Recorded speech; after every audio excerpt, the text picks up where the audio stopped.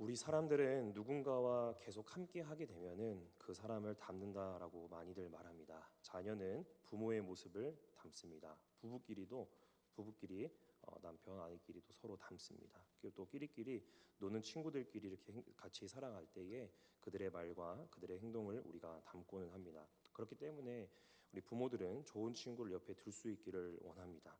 공부를 정말 잘하는 아이와 다니기를 원하고, 또 집안이 좋은 친구와 다니기를 원하고, 성격이 모나지 않은 아이와 다니기를 원하는 경향이 있습니다. 우리 사람은 속해 있는 곳, 또 공동체 영향을 받을 수밖에 없는 그런 연약한 존재이기 때문에 부모들의 이런 말은 어느 정도 일리가 있는 말이기도 합니다.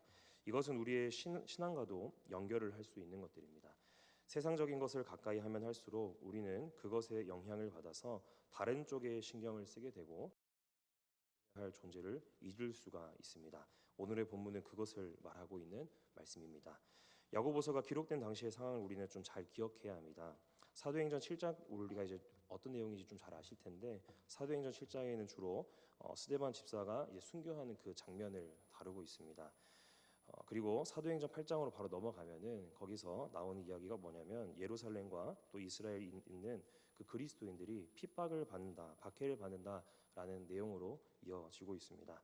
이런 박해들이 계속해서 강해지니까 그곳에서 믿음을 지키지 못하는 사람들이 있습니다. 그리고 믿음을 지키고 살아가기 위해서 삶의 터전을 두고 흩어진 많은 성도들이 있었습니다. 그러니까 야고보의 성도들은 바로 이러한 성도들입니다. 흩어진 교회의 성도들이다라고 꼭 기억을 하면 되겠습니다.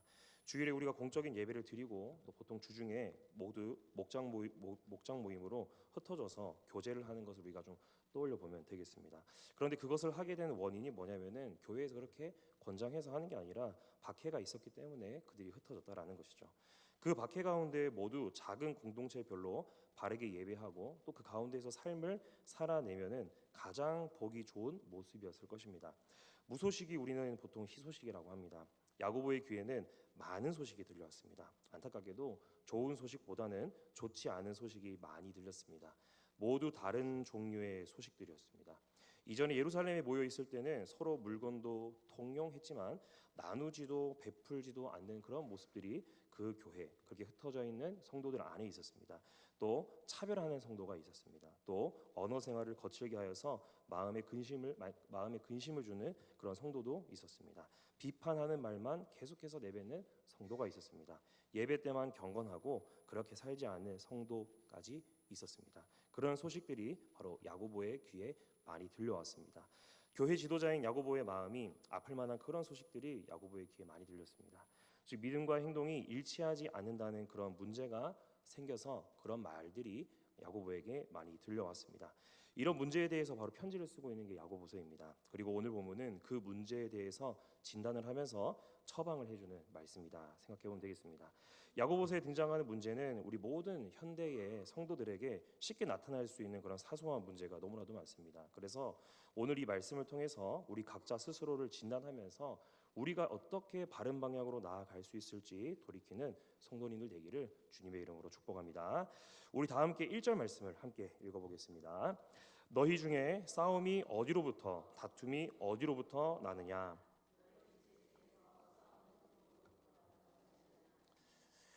여기 1절에서 야고보는 비슷한 말을 두 번 사용을 하고 있습니다.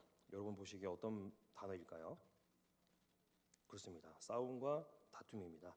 너희 중에 싸움이 어디로부터, 다툼이 어디로부터 나느냐라고 하는데, 우리나라 말로 봤을 때는 비슷한 말 같습니다. 그러나 원어로 봤을 때는 특징이 좀 다른 말임을 우리가 알 수 있습니다. 싸움은 원래 이제 뜻이 뭐냐면은 좀 거대한 전쟁, 우리가 보통 봤을 때 세계 전쟁 같은 그런 큰 다툼, 큰 싸움을 말합니다. 그리고 뒤에 있는 다툼은 뭐냐면은 그것보다는 좀 작은 소소하게 일어나는 싸움, 국지전이라고 좀 생각을 해보면은 되겠습니다. 이렇게 크고 작은 전쟁이 일어나는 원인은 무엇일까요? 아무리 강한 나라여도 전쟁이 시작되면은 무조건 피해가 생기기 마련입니다. 그러나 그 피해가 있어도 나라의 이익이 될 만하면은 그 피해를 감수하면서도 전쟁을 일으킵니다. 요즘 전쟁하면 떠오르는 나라들이 있습니다. 아까 우리 김혜인 집사님 기도해 줄 때도 얘기를 해주셨는데, 러시아와 우크라이나 전쟁 하고 있습니다. 계속해서 1년 한 8개월 정도 계속 진행되고 있는데, 이 전쟁이 왜 일어났습니까? 크림반도라는 그곳을 이렇게 갖기 위해서 하는 것이죠. 근데 이제 결국에는 그 땅을 갖는다라는 명분도 있겠지만은 그 안에 이제 뭐 고등학교 때 배우는 뭐 역사를 통해서도 아는 거는 그들이 결국에는 이익을 얻기 위해서 거기 이제 러시아가 다 바다가 대부분 얼어 있으니까 거기 이제 얼지 않은 항구를 얻기 위해서 크림반도를 계속 가지려고 노력을 했던 러시아이죠. 자, 그러고 나서 이제 이스라엘과 또 하마스 속해 있는 이 팔레스타인이 전쟁을 또 하고 있습니다. 복수를 명분으로 하고 있지만은 이스라엘의 목적은 결국엔 뭐냐면은 모든 땅을 다시 되찾겠다라는 것을 생각을 하고 있습니다. 이런 문제들이 생겨나는 근본적인 문제가 무엇이라고 얘기하고 있냐면 바로 1절 하반절에서 말하고 있는 단어인 정욕 때문입니다. 러시아가 피해를 감수하면서도 얼지 않은 항구를 얻으려는 그 욕망, 이스라엘이 모든 땅을 갖겠다라고 하는 그 욕망, 이런 욕망이 전쟁을 일으키게 하는 공통적인 원인이다라는 것입니다. 그런데 이런 정욕으로 인한 싸움과 다툼이 세상에서 일어나는 게 아니라 지금 야고보가 말하고 있는 것은 그것을 빗대어 설명하고 있는 것일 뿐이지 어디서 일어나냐면은 바로 그들이 있었던 그 흩어져 있는 성도들 안에서 그런 전쟁, 싸움과 다툼이 일어났다라는 것입니다. 앞서서도 말했던 흩어진 성도들 안에서 예배, 교제, 봉사 등을 이전처럼 잘하면 됩니다. 그러나 흩어진 상황 가운데 그것이 제대로 이루어지지 않았고 오히려 자신들의 이익을 위해서 배려하지 않고 남을 비판하고 남을 이용하고 깎아내리는 문제들이 흩어져 있는 성도들 안에서 문제가 발생을 하였습니다. 야고보는 그 원인을 무엇이라고 하고 있냐면은 다른 것이 아니라 공통적으로 하나 바로 정욕에 대해서 말을 하고 있습니다. 그렇다면은 우리가 정욕이 무엇인지 알아야 합니다. 정욕이란 무엇입니까? 나의 즐거움과 나의 쾌락과 그것을 위하여서 구하는 욕망입니다.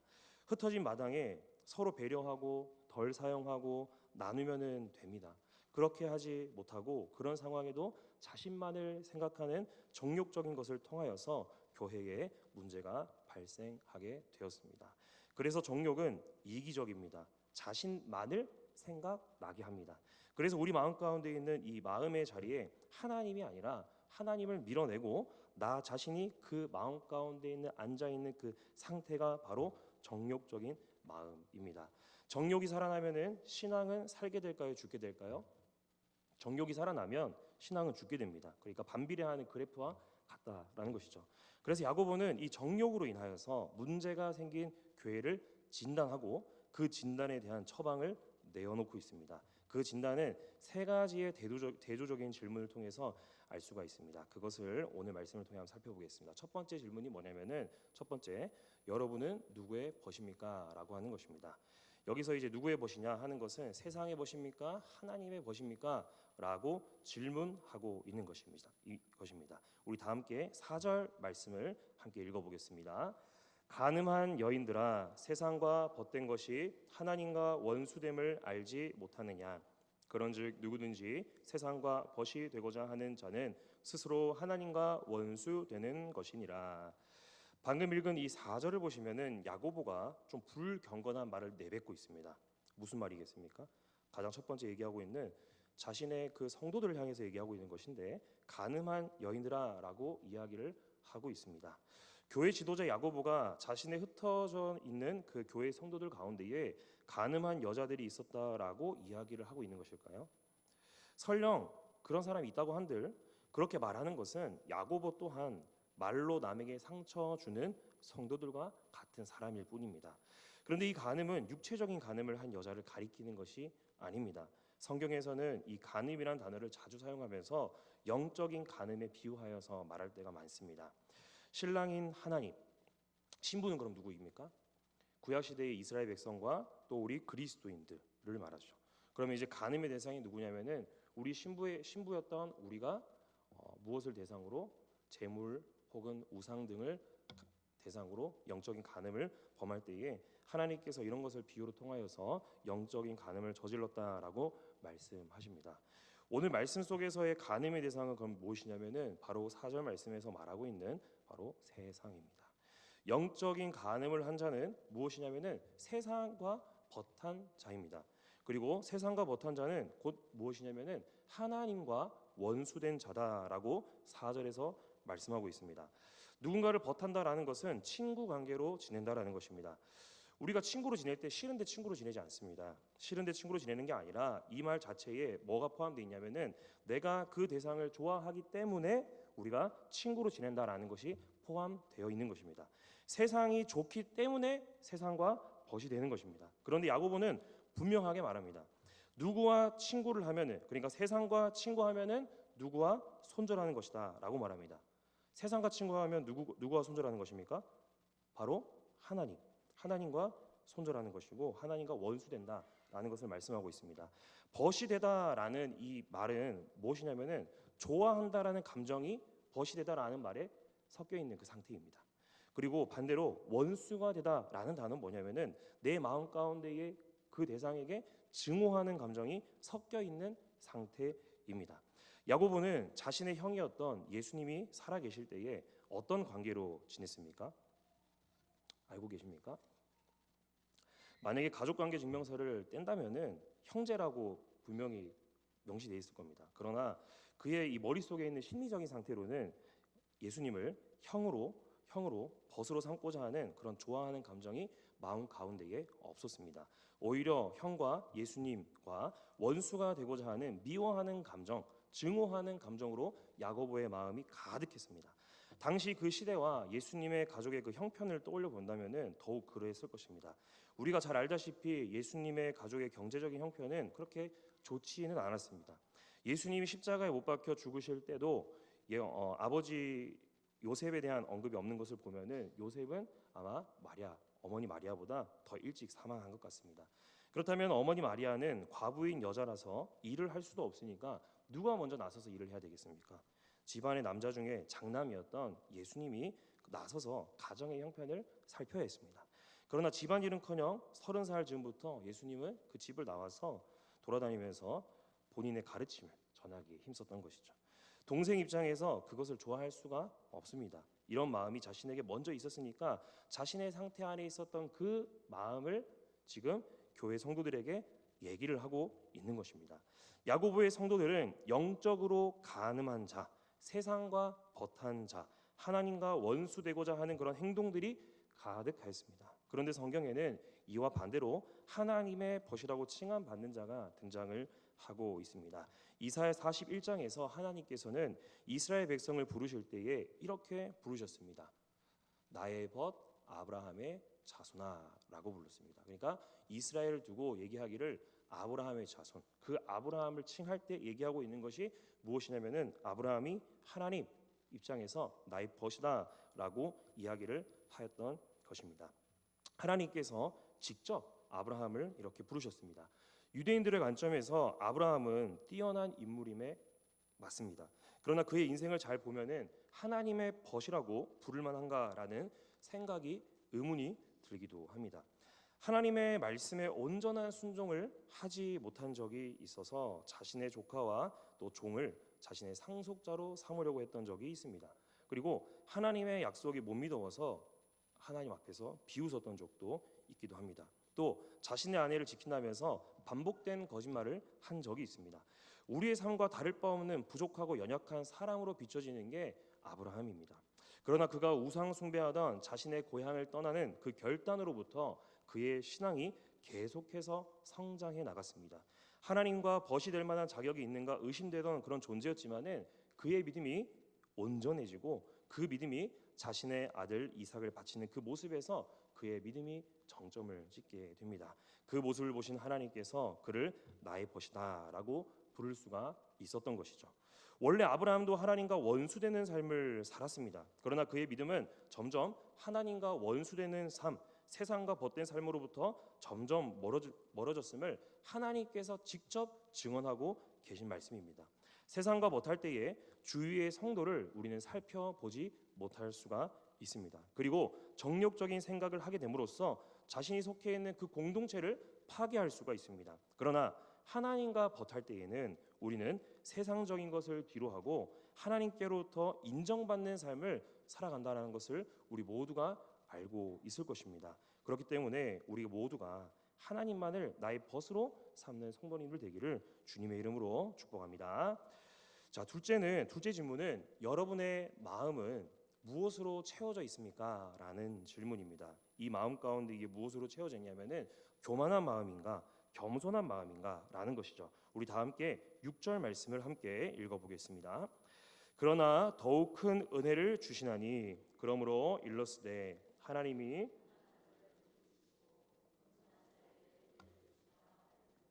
아멘.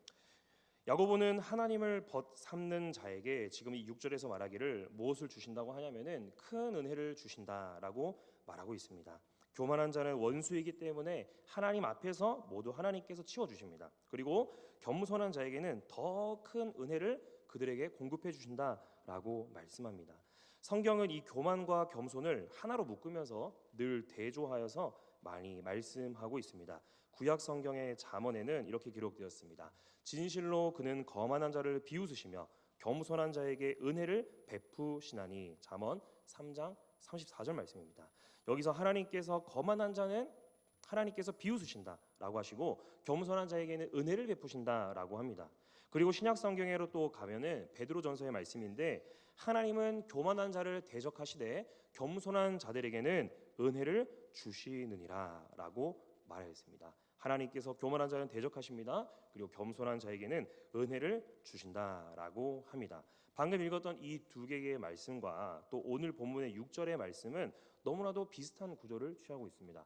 먼저 앞서서는 거만하고 교만한 자들에게 하나님께서 직접 심판을 하신다 말씀을 하시고 있는 것이고, 그 다음에 뒤에 있는 말 가운데에는 모두 겸손한 자에게는 똑같은 것을 주신다라고 말합니다. 무엇을 주신다고 합니까? 은혜를 주신다라고 합니다.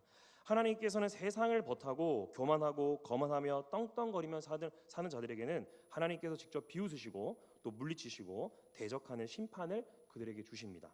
그런데 하나님을 벗삼고 사는 겸손한 자들에게는 모두 같은 말로써 은혜를 주신다라고 합니다. 그렇다면 은혜가 무엇입니까? 은혜는 쉽게 말하면은 우리에게 값없이 주신 하나님의 선물입니다. 은혜는 곧 값없이 주신 선물이고, 이 값없이 주신 선물이 곧 무엇이냐면은 우리의 영생을 좌우하는 구원을 베풀어 주시고, 우리가 이 땅을 살아갈 때에 구원을 얻음으로써 얻는 그 평안함을 하나님께서 우리에게 선물로 주셨다라는 것입니다. 즉 겸손한 자는 무슨 마음으로 살아가느냐? 구원이 있기 때문에 구원의 확신 가운데에 평안한 마음으로 평생을 하나님 나라 가기까지 이렇게 살아갈 수 있다라는 것이죠. 세상의 교만은 나의 코가 높은 사람들에게 나타납니다. 그것을 신앙적인 모습으로 본다면은 하나님과 모든 피조물보다 내가 높아지려고 하는 것, 그게 교만입니다. 그렇기 때문에 하나님께서는 그들을 보시며 심판하실 수밖에 없습니다. 그러나 하나님을 벗삼고 그분을 인정하고 그분 앞에 겸손하면 하나님께로부터 모든 것을 받는 삶을 살아가게 됩니다. 이스라엘의 초대 왕이었던 사울은 원래 모자라다 싶을 정도로 아주 겸손한 사람이었습니다. 당시 가장 작고 무시받는 지파가 베냐민 지파였는데 그 베냐민 지파 출신이었습니다. 그런데 그의 집안은 좋은 집안이었습니다. 그래서 유력한 가정에서 났다라고 기록이 되어 있고, 그의 외적인 모습 또한 키도 크고 인물도 훤칠하게 좋았던 것 같습니다. 그러니까 외적인 부분에서 아주 훌륭한 사람이었지만은 요즘엔 그런 모습이 있으면 교만합니다. 그런데 사울은 교만하지 않은 사람이었습니다. 자신이 왕이 될 것이라고는 기대조차 하지 않았던 사람이었습니다. 왕이 되고도 그의 왕으로서 통치하는 그 초기에는 아주 정의롭고 겸손한 사람이 바로 사울이었습니다. 그러나 그가 왕으로 나라를 다스린 지 시간이 조금씩 지나면서 그에게서 교만한 모습들이 나타나기 시작을 합니다. 전쟁을 통하여서 국토가 넓어진 것이 누구의 능력이라 생각했겠습니까? 바로 하나님께서 주신 것이 아니라 자신의 능력이라고 생각했습니다. 이스라엘 왕으로 세워지긴 했지만 여전히 이스라엘의 왕은 하나님이시지만 그가 생각했던 것은 그 하나님 보좌에 누가 앉아 있냐면은 자기 자신이 왕으로서 앉아 있다라고 생각하는 교만한 죄를 저질렀습니다. 그래서 다윗이 자기보다 유명해지자, 인기 있자, 자신보다 높아진 사람이 있으면 안 되기 때문에, 그가 교만한 마음이 있었기 때문에 그를 죽이려는 죄를 범하였습니다. 이로 인하여서 그의 죽음은 아주 명예롭지 못한 죽음을 맞게 되었습니다. 우리들의 마음은 지금 무엇으로 채워져 있습니까? 세상적인 것과 나만의 것들로 채워져 있는 교만의 상태입니까? 아니면 하나님의 것, 하나님의 영광을 위한 마음인 겸손한 마음으로 그런 상태로 채워져 있습니까?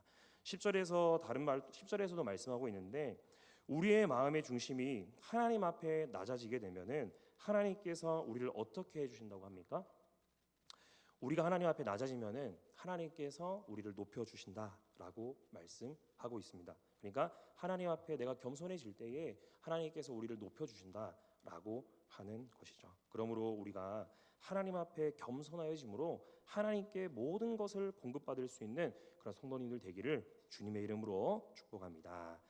자, 셋째 질문입니다. 셋째 질문은 여러분은 무엇을 가까이 하고 있습니까? 라는 질문입니다. 여기서 무엇을 가까이 하느냐? 그것은 세상을 가까이 하느냐 혹은 하나님을 가까이 하느냐라는 질문입니다. 우리 다 함께 8절 말씀을 함께 읽어보겠습니다. 하나님을 가까이 하라. 그리하면 너희를 가까이 하시리라. 부문 자들아 마음을 성결하게 하라. 아멘. 야고보는 우리가 하나님을 가까이 할 때에 하나님께서도 우리를 가까이 하실 것이라고 말하고 있습니다. 하나님을 벗삼는지 하나님 앞에 겸손한 태도인지 하는 것보다 더욱 결단을 내려야 하는 것이 바로 뭐냐면은 하나님을 가까이 하는 것이다라고 실천적인 것에 대해서 말하고 있습니다. 눈에 보이지 않는 영의 하나님과 어떻게 물리적으로 가까워질 수 있겠습니까? 물리적으로 가까워질 수는 없습니다. 이것은 앞서 말한 세상을 벗삼은 행동과 교만한 행동을 청산하고 하나님께 순종하는 삶을 살라라는 말로서 하나님을 가까이 하라라고 말하고 있는 것이죠. 이어서 나오고 있는 손을 깨끗이 하라, 마음을 성결하게 하라라는 것도 죄악된 생활을 깨끗이 청산하고 거룩한 삶과 그런 행동을 하라라고 하는 말씀입니다. 야고보와 성도들이 예루살렘 교회 지붕 아래에 한 공동체로 모여 있을 때는 원래 그렇게 했습니다. 손을 깨끗한 행동, 마음을 성결하게 하는 행동, 하나님을 가까이 하는 행동, 그런 행동을 하였습니다. 그런데 흩어지니까 그들의 삶이 그런 삶이 아니라 아주 엉망이 되어버렸습니다. 그것을 회복하라라고 하는 것이죠. 다시 하나님을 가까이 하는 삶을 사십시오라고 말하고 있는 것입니다. 형제였던 에서와 야곱의 그 사이를 우리는 잘 알고 있습니다. 그들의 그 사이를 보면은 철천지 원수지간으로 많이 성경에서 비춰지고 있습니다. 형의 재산을 빼돌린 것도 엄청난 사기입니다. 그런데 그 이상의 가치를 지닌 것을 동생 야곱이 빼돌렸기 때문에 그 사이가 틀어지는 것은 너무나도 당연한 일입니다. 야곱이 형 에서를 피해서 삼촌 라반의 집으로 가기 전에 하나님과 약속을 한 장소가 있습니다. 그곳은 바로 하나님의 집이라 불리는 베델입니다. 그곳에서 하나님께로부터 큰 위로를 받았습니다. 자신이 다시 이 땅으로 돌아오게 되면은 하나님께 자기 재산의 10분의 1, 11조를 드리겠다라고 서원하였습니다. 시간이 지나서 야곱은 가족과 가축을 이끌고 라반의 집을 떠났습니다. 그리고 염려했던 형과의 관계 또한 하나님을 통하여서 잘 회복이 되었습니다. 그런데 하지 못한 게 있습니다. 무엇이었냐면은 베델로 돌아가지 않았던 것이죠. 그러고 나서 정착했던 곳이 어디였냐면은 바로 세겜입니다. 그 땅은 당시에는 어찌 보면은 세상적인 땅으로 비춰집니다. 그러한 그곳에서 야곱의 가족에게는 큰 상처가 되는 일을 겪기도 하였고 또 그곳에서 자신의 그 자녀들이 큰 범죄를 그 땅에서 저지르기도 하였습니다. 이것이 무엇 때문이냐면은 하나님을 잊고 하나님을 멀리하였기 때문입니다. 그 가운데 하나님께서 지난 약속을 다시 떠오르게 하셨습니다. 그 약속이 무엇이었냐면은 자신이 서원하였던 베델로 올라가는 것입니다. 베델로 돌아와서 수십 년 전에 자신이 서원을 했던 것을 지키는 것입니다. 그제서야 야곱은 깨닫게 됐습니다. 하나님은 계속해서 자신을 가까이 하면서 자신에게 복을 주고 있었지만 자신이 계속 하나님께로 더 나아가지 않았다라는 것을 자신이 깨닫게 되었습니다. 그래서 그것을 깨달은 즉시 야곱은 순종하게 됩니다. 그것이 상징적으로 나타나는 것이 뭐냐면은 모든 가족의 의복을 정결하게 하는 행위였습니다. 그렇게 세상적인 것을 뒤로하고 멀리하고 그들은 베델로 올라갑니다. 하나님을 가까이 하게 되므로 이후의 모든 삶을 보면은 계속해서 풍성한 복을 받게 되는 야곱과 그의 가족의 삶의 모습을 보게 됩니다. 오늘 서론에서 말씀하였듯이 누군가를 가까이 하면은 우리는 닮아가는 것이 행동으로 드러난다라고 하였습니다. 아브라함과 야곱은 점점 하나님을 가까이 하게 되면서 하나님의 성품이 그들의 삶에서 조금씩 묻어나오기 시작했습니다. 우리가 잘 아는 그 말 중에 맹모 삼천지교라는 말이 있습니다. 중국의 학자인 이 맹자의 어머니가 아들 때문에 3번 이사를 했던 일을 이야기를 하고 있는 것입니다. 첫 번째로 이사 갔던 곳은 어디냐면은 묘지로 이사를 갔습니다. 묘지로 이사 가니까 맹자가 어떤 일을 합니까?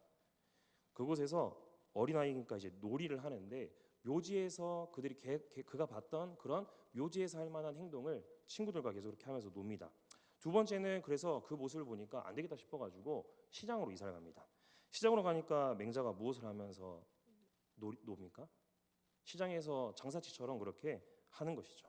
그러고 나서 이사를 갔던 곳이 어디였냐면은 서당이었습니다. 서당에 가니까 그가 그렇게 유명해질 수 있었던 것처럼 공부하는 쪽에서 아주 도가 터가지고 공부를 아주 잘하고 유명한 학자가 됐던 것이죠. 이 얘기를 통해서 우리가 알 수 있는 것은 무엇이냐면은 무엇을 가까이 하며 지내는지가 어떤 한 사람의 인생에 큰 영향을 미친다라는 것을 이 말을 통해서 알 수가 있습니다.